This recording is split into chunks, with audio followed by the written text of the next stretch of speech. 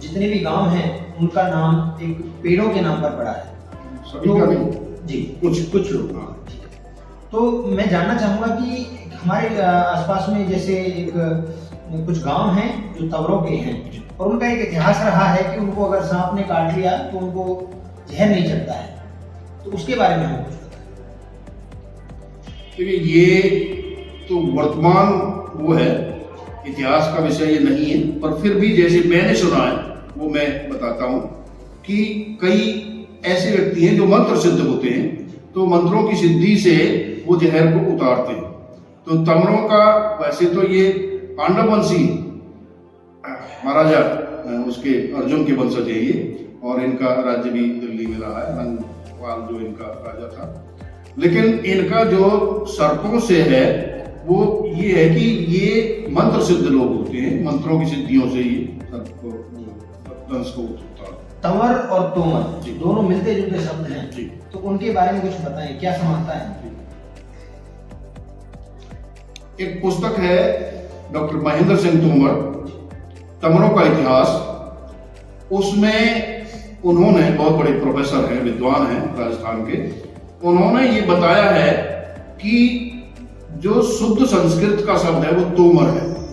तोमर का अर्थ भाला होता है और भालाधारी व्यक्ति को भी तोमर ही कहा जाता है। युधिष्ठिर का जो शस्त्र था, वो एक्सपर्ट उसमें जो था वो भाला ही था। तो भाले को यूज करने में जिनकी स्किल हो, निपुणता हो, उसको तोमर कहा है।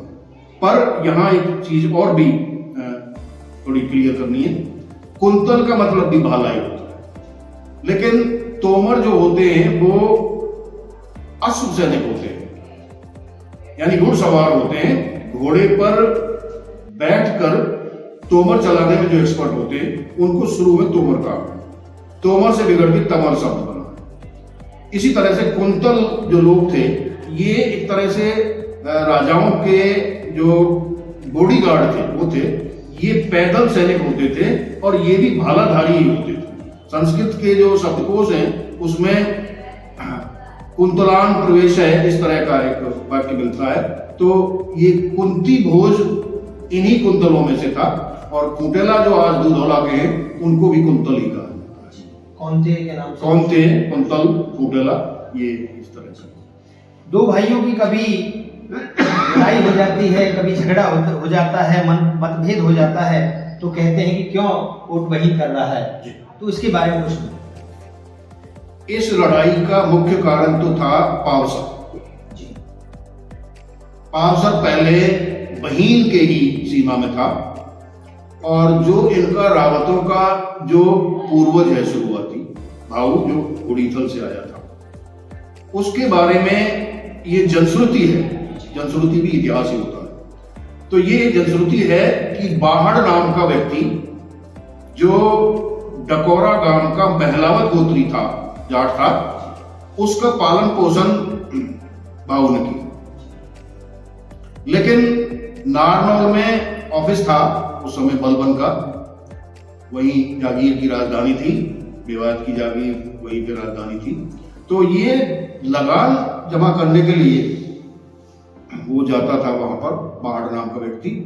तो उसमें नियम ये था कि जो जिसके नाम से लगान भरा जाता था, गांव उसी का हो जाता था। तो 16 साल तक लगान भरने के लिए बाहड़ नाम का व्यक्ति गया, तो कोर्ट उसी का हो गया।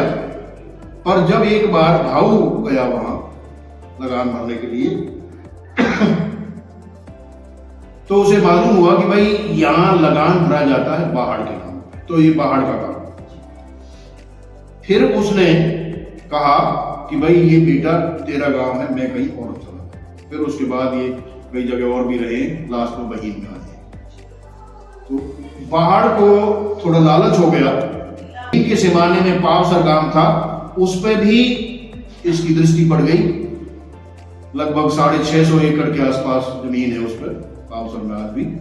तो पावसर को वो अपना बताने लगा, तो इसमें लड़ाई की बात हो गई।